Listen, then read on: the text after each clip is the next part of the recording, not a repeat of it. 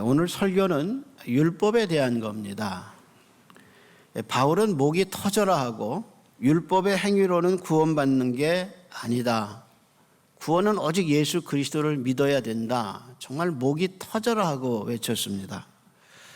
그래서 갈라디아 3장 11절에 분명하게 얘기하기를 하나님 앞에서 그랬어요. 사람 앞이 아니에요. 하나님 앞에서 아무도 율법으로 말미암아 의롭게 되지 못할 것이 분명하니 그랬어요. 하나님 앞에서 누가 율법의 행위로 의롭다함을 얻을 육체가 하나도 없다는 거예요. 그게 분명하다는 거예요. 그리고 그 다음에 뭐라고 그랬냐면 이는 의인은 믿음으로 말미암아 살 것이다 라고 했습니다. 그러니까 한마디로 말하면 하나님이 사람을 의롭게 되는 방식으로 예수 그리스도를 믿어야 의롭게 된다고 하나님이 정하셨다는 거예요. 그러면서 예수님이 하나님의 아들인 예수님이 이 땅에 오셔서 우리의 죄를 속해 주셨죠. 이 말을 현대적 개념으로 말하면 구원은 내가 착한 일을 해서 내가 선하게 살아서 구원받는 게 아니라는 거예요. 성경은 분명하게 얘기하기를 인간은 스스로 구원받을 수 없다는 거예요. 어떻게 구원받느냐? 하나님의 아들이신 예수 그리스도를 믿어야 구원받는다. 그래서 의인은 믿음으로 말미암으리라 라고 얘기했습니다. 그런데 이 과정 속에서 생기는 의문은 율법의 목적이에요. 율법으로 구원받을 수 없다는 걸 잘 알고 계신 하나님이 왜 율법을 줬어요? 처음부터 믿음을 주면 되죠. 그렇잖아요. 율법이 사람을 구원하지 못하는 걸 잘 알고 계시면서도 왜 그렇게 부족한 율법을 우리에게 줬느냐는 거죠. 처음부터 믿음을 주면 되잖아요. 근데 왜 하나님이 율법을 줬을까? 이 질문에 대해서 바울은 답을 해야 돼요. 사실 바울 자신도 고민했을 겁니다. 자기 입으로 구원은 율법을 통해서 받는 게 아니라 예수를 믿음으로 받는다고 선포해 왔는데 그러면 율법은 왜 필요할까? 그것이 사도 바울의 대답해야 할 거죠. 하나님이 왜 구원에 이르지 못할 인간을 의롭게 할 수 없는 율법을 왜 주셨을까? 우리말에 용도폐기라는 게 있죠. 용도폐기라는 말이 쓸 만큼 쓰고 필요 없으니까 버리는 걸 말합니다. 그래서 우리가 아이폰 쓰다가 처음 나왔을 때 너무 좋아서 그거 갖고 잘 쓰다가 새 버전이 왔어요. 그러면 그거 쓰던 거 바꾸거나 버리고 새 거 쓰죠. 그러니까 율법이 만약에 용도 폐기가 됐다. 그러니까 이제 믿음이 왔으니까 율법은 용도 폐기가 돼서 쓰레기통에 든 것처럼 하나님이 더 이상 율법이 필요 없다 그러고 버리면 이해가 가는 거예요. 그러니까 용도 폐기시켜서 이제는 율법이 필요 없다. 그리고 이제 믿기만 하면 된다 하고 율법의 용도 폐기를 말하면 되는데 바울은 그렇게 얘기하지 않아요. 율법이 필요하다는 거예요. 그러면서 율법이 하나님의 약속과 대치되느냐? 결코 그럴 수 없다는 거예요. 그러니까 율법도 있어야 되고 쓸모없는데 율법이 우리를 구원하지 못하는데 율법이 왜 필요하냐? 그런데 믿음도 필요하다라고 이야기하고 있다는 거예요. 그래서 율법의 문제를 갈라디아 교인들에게 왜 율법이 지금도 필요한지를 논리적으로 설명해 줘야 되고 그러면서 믿음이 왜 필요한지를 논리적으로 설명해야 하는 것이 사도 바울의 입장이에요. 근데 여기서 우리는 바울이 갈라디아에 있어서 말하는 율법에 문제가 있다는 걸 인정해야 돼요. 목사님, 무슨 문제가 있어요? 갈라디아서에 나오는 율법이 무슨 문제가 있을까요? 바울은 갈라디아에서 율법이 뭔지 정확하게 정의하지 않아요. 여러분, 글이 좋은 글은 단어의 사용에 있어서 단어의 정의를 분명하게 밝히는 거예요. 그래야 글이 재미있어요. 그래서 쭉 읽어보면서 이 단어는 이렇게 쓰였구나 하고 그 글이 단어의 정의에 의해서 살아나게 돼 있어요. 그러니까 사도 바울이 갈라디아서에서 율법을 얘기했다면 율법은 이거다 하고 정의해 놓으면 좋은데 정의하지 않았어요. 예를 들어서 율법이 십계명이다. 그러면 쉽게 설명돼요. 내 앞에 다른 신 두지 마라. 그리고 우상 만들지 마라.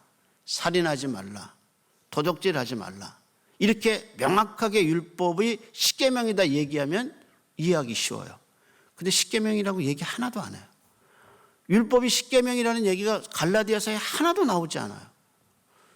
우상과 간음과 생명에 대한 얘기 없어요. 그러니까 율법이 여기서 말하는 율법이 십계명인지 아니면 신명기에 나오는 출애굽기에 나오는 신명기 신학 전체를 얘기하는 것인지 얘기하지 않아요. 그래서 예를 들어서 한 밭에다가 씨 뿌릴 때 2개 뿌리지 마라. 그리고 어미 양과 새끼 양을 같이 잡지 마라. 뭐 이런 율법 있잖아요. 근데 아무리 뒤져봐도 율법이라는 말이 나오는데 율법이 뭔지는 정의가 없단 말이에요. 그런데 갈라디아 교인들 가운데서 갈라디아서 4장에 가면 사도 바울이 율법을 초등 학문, 초등 교사라고 얘기하고 그 다음에 4장 10절에 이런 얘기해요. 너희가 날과 달과 해와 절기를 지키니 이렇게 나와요. 그러니까 갈라디아 교인들 중에서 율법에 나오는 율법 절기를 지키고 있다는 것을 알 수 있어요. 이방인인 갈라디아 교인들이 예수님도 믿지만 절기를 지키고 있어요. 유월절도 지키고 그들 가운데서 오순절도 지키고 있어요. 그러니까 그런 유대인들을 보고 뭐라고 그랬냐? 절대로 너희가 다른 복음을 따르고 있지 참 복음이 아니라고 얘기한 겁니다. 역사적으로요, 사도 바울 당시에 이방인들에게 유대인들이 이방인이 너무 이방 세계가 더럽고 타락했으니까 도덕적으로 타락했는데 그 가운데 유대인들은 정말로 율법대로 사는 거예요. 바울 당시의 철학과 행위는 분리되어 있었어요. 모든 철학은 철학이 있고 행위가 따로 있어요. 믿는 것 따로 있고 행위 따로 있었어요. 근데 유대인들은 자기가 믿는 대로 살았단 말이에요. 그러니까 유대인들에 대한 관심이 이방 세계에 많아서 유대 회당에 하나님을 경외하는 사람들이 와서 예배를 같이 드리고 유대교에 관심이 깊었어요. 그랬을 때 유대인들이 이방인들에게 너 유대인 되고 싶으니 그러면 3가지를 하라 하고 분명하게 얘기했는데 이 3가지가 다 이걸 지키면 아, 저 사람이 유대인이구나 하고 분명히 알 수 있는 육체의 자랑이 됐어요. 그게 뭐냐? 첫째는 할례예요. 2번째는 안식일 준수예요. 토요일 날 일하지 않는 거예요. 3번째는 음식 규례예요. 이 사람들 절대로 돼지고기 안 먹어요. 이 사람들 민물장어, 바다장어 절대 안 먹어요. 그러니까 우리는 민물장어집이 될 수가 없어요. 그리고 삼겹살 먹으면 큰일 나요. 지금도. 왜? 이대로 지키면 음식 규례를 지켜서 갈라디아 교인처럼 예수도 믿지만 음식 규례를 성경에 나온 구약에 나와 있는 음식 규례대로 돼지고기 안 먹는다면 우리가 지금도 어떻게 되느냐? 삼겹에 상추에다 싸 먹으면 큰일 나요. 민물장어 먹으면 안 돼요. 그러니까 유대인이 되는 3가지 방법. 할례, 음식 규례, 안식일. 이 3가지는 내가 유대인이라는 사실을 다른 사람에게 확실하게 보여줄 수 있는 거예요. 그래서 사도 바울이 갈라디아 4장 10절에 너희가 날을 지키고 절기를 지키고 해를 지키고 달을 지킨다는 말 속에서 이 사람들이 모세의 율례를 지키고 있다는 게 드러나죠. 그래서 할례는 아브라함에게서 왔고요. 안식일 규례와 음식 규례는 모세의 율법에 나와 있어요. 그것을 이 사람들이 지키고 있을 때 사도 바울이 그거를 뭐라고 얘기했냐? 너희가 다른 복음을 따르고 있다고 얘기한 겁니다. 그렇다면 왜 율법을 주셨을까? 바울은 이 논리를 어떻게 사람들에게 설명하고 있을까? 바울은 첫째로 약속과 율법을 분리시켜요. 그래서 약속은 아브라함에게 주신 건데 15절에서 16절이 약속에 관한 거고요. 율법은 430년 뒤에 모세에게 주신 건데 17절에서 20절에 설명해요. 먼저 약속에 대해서 생각해 봅시다. 바울은 이 약속을 설명할 때 뭐라고 했냐면 내가 사람의 예대로 너희에게 말하겠다라고 얘기했어요. 이 말은 갈라디아 교인들이 이해하기 쉽게 당시 문화, 로마의 문화를 가지고 내가 너희에게 아브라함에게 한 약속을 설명하겠다 하면서 사람의 예를 들어서 든 게 뭐냐면 유언장이에요. 유언장. 당시 로마 사회에서 누군가 유언을 남기고 싶으면 말 갖고 안 되고 공적인 문서를 작성해서 보증을 받습니다. 그러다가 그 사람이 이 유언장을 바꾸고 싶으면 반드시 법정에 가서 그 유언장을 바꾸고 또다시 보증을 받습니다. 그런데 그때 고인이 죽고 나면 아무도 유언장을 손댈 수 없어요. 왜냐하면 고인이 죽었기 때문에. 그래서 아무도 그 유언장의 내용을 바꿀 수 없다. 이 유언장의 예를 하나님의 언약, 약속으로 가져와요. 그래서 유언을 정한 후에는 아무도 고칠 수 없는 듯이 하나님이 아브라함에게 한 약속은 아무도 손댈 수 없다는 거예요. 심지어는 430년 뒤에 나왔던 모세의 율법으로도 하나님이 아브라함에게 하신 약속은 바꿀 수가 없다는 거예요.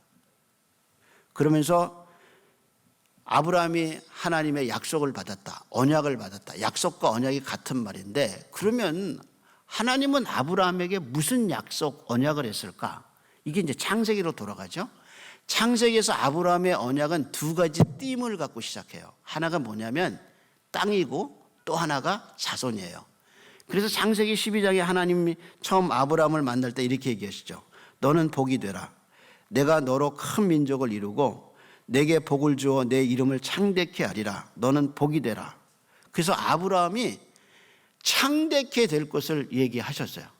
그리고 창세기 15장에 가면 좀 더 구체적으로 네 몸에서 날 자가 네 상속자가 될 거다라고 얘기했어요. 그러니까 아브라함이 이 이야기를 들은 때는 언제냐?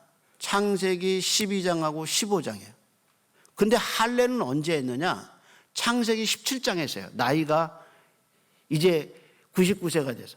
이제 하나님이 할례를 하라고 그런 때는 17장이고 하나님이 나타나셔서 얘기하셨을 때 15장에 하나님이 아브라함의 하나님을 믿었단 말이에요. 그러니까 믿음이 먼저 있고 그 다음에 할례 이야기가 뒤에 나왔어요. 그러니까 아브라함이 우리의 조상이 될 수 있는 이유가 뭐냐? 생각해봐요. 아브라함이 유대인인데 아브라함이 할례를 받음으로 유대인의 조상이 됐거든요. 근데 어떻게 무할례자인 우리의 조상이 될 수 있느냐? 15장에 17장에 할례 받기 전에 15장에 하나님이 아브라함에게 말씀할 때 아브라함이 하나님을 믿었거든요. 그러니까 아브라함은 무할례자 이방인의 조상도 되고 할례를 받음으로 할례자의 조상이 된 거예요. 그러니까 우리가 아브라함과 접할 수 있는 게 뭐냐? 믿음이 있기 때문이란 말이에요. 근데 그 믿음의 주체가 누구냐면 네 상속자. 바울은 그 상속자가 바로 예수 그리스도라고 얘기하는 거예요. 그래서 우리가 아브라함이 가졌던 믿음을 우리도 갖게 되면서 아브라함의 복이 우리에게 상속되는데 누구를 통해서 되느냐? 그리스도를 통해서 된다. 이게 아브라함이 하나님을 믿음에 의롭게 됐다는 사도 바울의 논리라는 말이에요. 그러니까 이 말은 하나님이 아브라함에게 약속하신 모든 복이 그리스도 안에서 성취됐다는 거예요. 그러니까 아브라함의 자손이 되는 길은 예수 그리스도를 믿음으로 가능한 거예요. 그래서 19절에 뭐라고 얘기했나 보세요. 19절입니다. 18절입니다. 이렇게 얘기하죠. 18절에. 그것을 어떻게 얘기했나? 18절을 한번 보겠습니다. 만일 그 유업이 율법에서 난 것이면 약속으로 난 것이 아니니라. 그러나 하나님이 약속으로 말미암아 아브라함에게 그다음 말이 뭐죠? 주신 것이라. 주경학자 존 스타트는 여기 주셨다는 말이 이게 카리조마이라는 말이에요. 근데 카리조마이라는 말이 무슨 말이냐면 이게 은혜, 카리스라는 말에서 나왔어요. 그래서 그는 이 하나님이 주셨다는 것은 정말 아무런 인간의 행위가 없다는 거예요. 하나님 그냥 일방적으로 줬다는 거예요. 그걸 이렇게 해석했습니다. 들어보세요. 이것이 하나님의 약속입니다. 하나님의 의도는 단지 유대인들에게 가나안 땅을 주시는 것에 그치지 않고 그리스도 안에 있는 자들, 곧 믿는 모든 자들에게 구원을 주시는 겁니다. 이것은 무조건적으로 거저 주시는 겁니다. 그 속에서는 내가 행해야 할 일도 복종해야 할 율법도 없고 이루어야 할 공로도 채워져야 할 조건도 없습니다. 오직 내 씨로 말미암아 복을 받으리라고 하셨습니다. 하나님이 인류가 받을 모든 복을 예수 안에 두셨습니다. 그것이 하나님의 약속입니다. 그걸 아무도 패할 수 없습니다. 그러니까 하나님이 아브라함에게 약속을 주셨는데 아브라함의 행위가 하나도 없는 거예요. 하나님이 일방적으로 약속을 주셨다는 거예요. 그래서 그 약속이 그리스도 안에서 다 이루어졌는데 사도 바울은 이걸 뭐라고 얘기했냐면 하나님이 생명을 그의 아들 안에 두셨다고 얘기했어요. 인간이 모두 죽잖아요. 근데 어떻게 인간이 안 죽을 수 있느냐? 그것은 예수 안에 생명이 있기 때문에. 그래서 하나님의 아들이 있는 자에게는 생명이 있고 하나님의 아들이 없는 자에게는 생명이 없느니라. 그러니까 아브라함에게 주신 그 모든 약속이 아들 예수 안에 있었는데 그 예수를 믿음으로 인간이 의롭게 되고 생명을 얻는다는 것이 바울의 논리란 말이에요. 근데 그 은혜 속에는 내가 해야 할 일이 아무것도 없어요. 의롭게 되는 유일한 길은 그리스도를 믿는 것밖에 없다. 이것이 사도 바울의 논리예요. 그러면서 430년 뒤에 어떻게 됐냐? 모세가 율법을 받았어요. 그래서 그 모세의 율법이 어떻게 하나님의 약속을 취소할 수 있느냐? 그럴 수 없다는 거죠. 그러면 율법을 왜 주셨냐? 바울은 19절에 율법 주신 목적을 얘기하죠. 한번 보겠습니다. 19절입니다. 그런즉 율법은 무엇이냐? 범법함으로 더하여진 것이라 천사들을 통하여 한 중보자의 손으로 베푸신 것인데 언제까지 있어요? 약속하신 자손이 오기까지 있을 것이다. 그러니까 율법이 주어진 게 뭐냐? 죄 때문에 주어졌다는 거예요. 근데 그게 언제까지 우리에게 필요하냐? 약속의 자손인 그리스도가 오기 전까지 뭐가 필요하냐? 율법이 필요하다는 거예요. 바울은 이것을 로마서 7장 7절에 다시 한번 얘기했는데 이렇게 얘기했어요. 그런즉 우리가 무슨 말하리요? 율법이 죄냐? 그럴 수 없느니라. 율법으로 말미암지 않고는 내가 죄를 알지 못하였으니 곧 율법이 탐내지 말라 하지 아니하였더라면 내가 탐심을 알지 못하였으리라. 그러니까 율법을 주신 이유가 뭐냐? 율법을 통해서 내가 죄인이라는 것을 알려주기 위하여 하나님이 율법을 줬다는 거예요. 그러니까 생각해 보세요. 아니 죄가 있어야 의를 알죠. 어둠이 있어야 빛을 알잖아요. 추운 게 있어야 더운 걸 알잖아요. 그러니까 율법이 용도가 폐기될 수 없는 이유가 뭐냐? 율법이 있어야 인간의 죄를 드러나는 거예요. 그래서 복음을 알게 하는 것이 율법의 기능이니까 하나님이 율법을 주셨는데 왜 율법을 줬느냐? 폐기시키지 않았느냐? 율법이 지금도 필요해요. 왜? 의를 알기 위해서. 이런 비유를 한번 생각해 보죠. 우리 몸에 간 수치라는 게 있습니다. 간 수치는 아프지도 않은데 간 수치가 높으면 간이 굳어지는 거죠. 근데 간 수치 높은 걸 어떻게 아느냐? 병원 가서 피 뽑아야 알 수 있어요. 혈압이 높은 거 어떻게 알 수 있느냐? 혈압 재봐야 알 수 있어요. 그러니까 율법의 기능이 뭐냐? 혈압기가 없으면 내가 혈압이 높은지 몰라요. 피를 뽑고 실험실에 가지 않으면 내가 간 수치가 높은지 우리 몰라요. 그러면 뭐냐? 율법의 기능은 뭐냐? 율법이 오기 전까지는 내가 죄인인지 잘 몰라요. 그래서 율법의 기능이 뭐냐? 죄를 가르쳐줘요. 그러니까 율법은 없으면 안 되는 거예요. 혈압기 없으면 혈압 제 높은지 모르듯이 율법이 내가 죄인형을 가르쳐줘요. 그래서 율법이 뭐라냐? 도둑질하지 말라. 그러니까 도둑질은 누가 봐도 죄예요. 그래서 이방 종교에서도 도둑질에 관한 법령이 있어요. 그건 고대로부터 도적질하면 큰 죄라고 얘기를 했어요. 근데 율법은 뭐라고 얘기하냐? 남의 것을 탐내지 말라 그랬어요. 내가 살인하지 않았어요. 근데 내 속에 죽이고 싶은 마음이 있어요. 저거 한번 손봐야겠다고 복수심이 있어요. 근데 성경은 뭐라고 얘기하냐? 네가 사람 죽이지 않았어도 그게 죄라는 거예요. 네가 남의 것 손대서 훔치지 않았지만 훔치려는 네 마음이 죄라는 거예요. 그래서 탐심이 죄라는 거예요. 근데 그 탐심과 그 마음의 악한 동기를 누가 드러내느냐? 율법이 드러낸다. 그래서 이 율법이 내가 죄인이라는 걸 드러내기 때문에 이 죄를 어떻게 할 거냐? 내 마음의 이 악한 생각들을 어떻게 할 거냐? 억누르고 그래서 죄이지 않고 내가 의롭다고 보여지고 남에게 그렇게 보여지지만 내 속에 일어나는 이 악함을 자기가 안단 말이야. 이 죄를 어떻게 할 거냐? 그러니까 율법은 내 죄를 빗어주는데 문제는 율법이 그것을 해결할 수 없다는 거예요. 그래서 율법으로는 의롭다함을 얻을 수 없어요. 근데 놀라운 것은 이 율법은 인간의 무능함을 가르쳐주는데 누구를 보여주느냐? 율법에 또 다른 의가 나타났으니 곧 예수 그리스도라 그래. 그러니까 율법이 지칭하고 있는 게 있어요. 그게 뭐냐면 율법에 해결할 수 없는 또 다른 하나님의 의로우신 예수 그리스도를 보여준다는 거예요.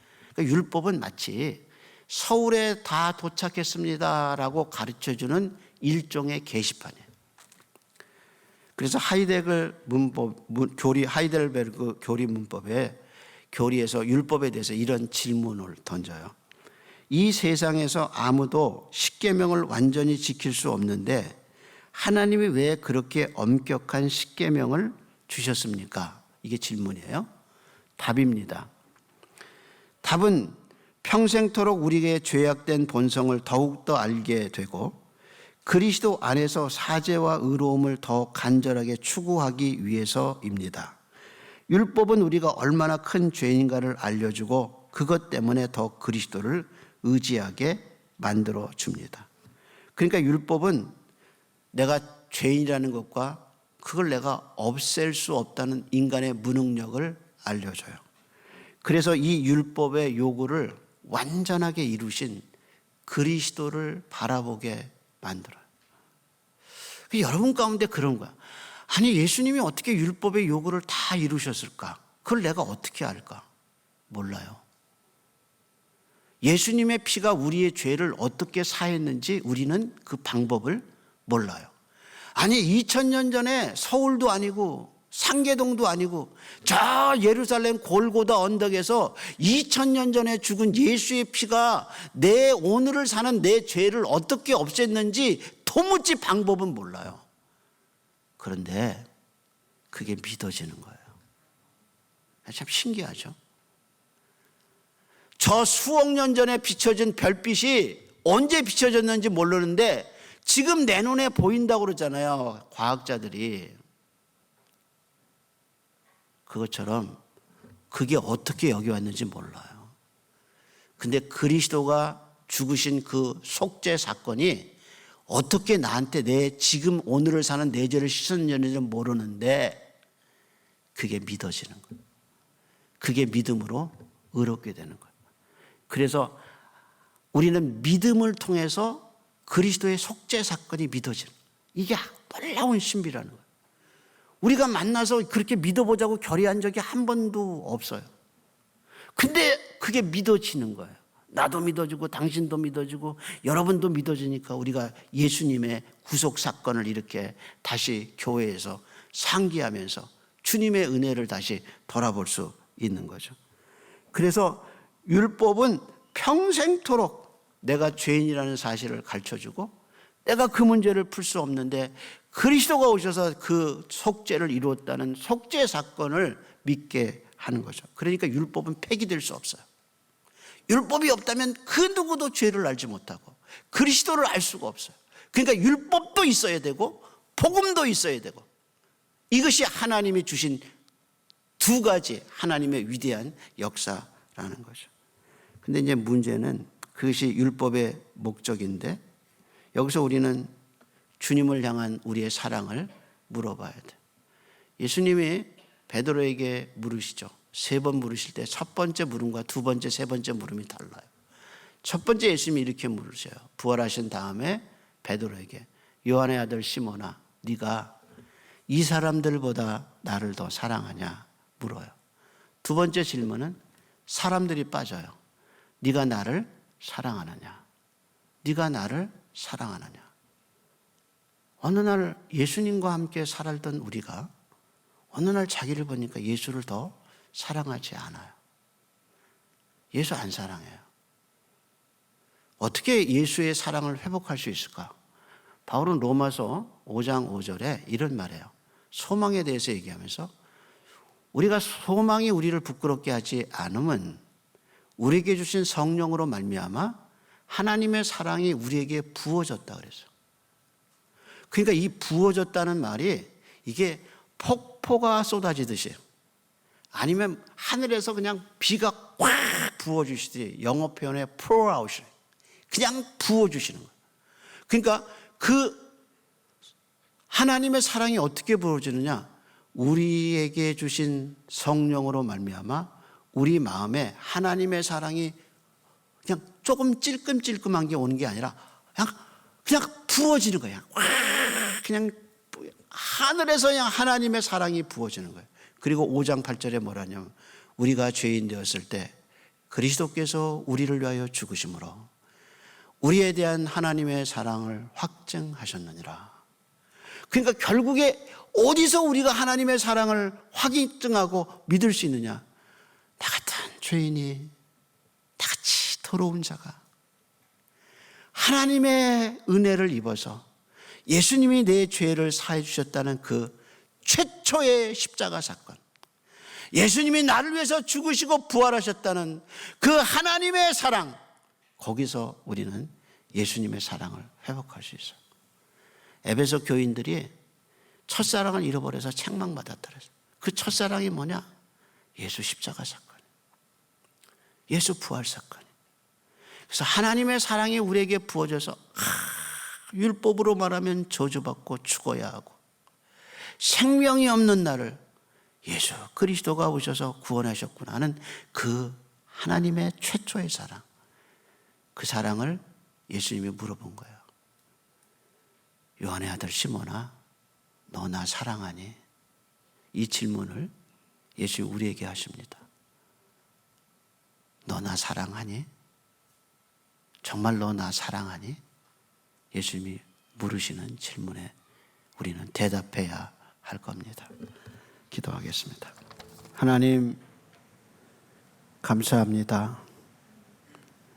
율법의 정죄 아래 있던 우리를 예수님의 복음을 믿을 수 있도록 인도해 주셔서 율법의 필요성과 복음의 위대함, 예수님이 행하신 그 복음의 위대함을 믿을 수 있도록 믿음으로 의롭게 하신 그 진리를 저에게 허락하셔서 예수 그리스도를 믿을 수 있도록 믿음 주셔서 감사합니다.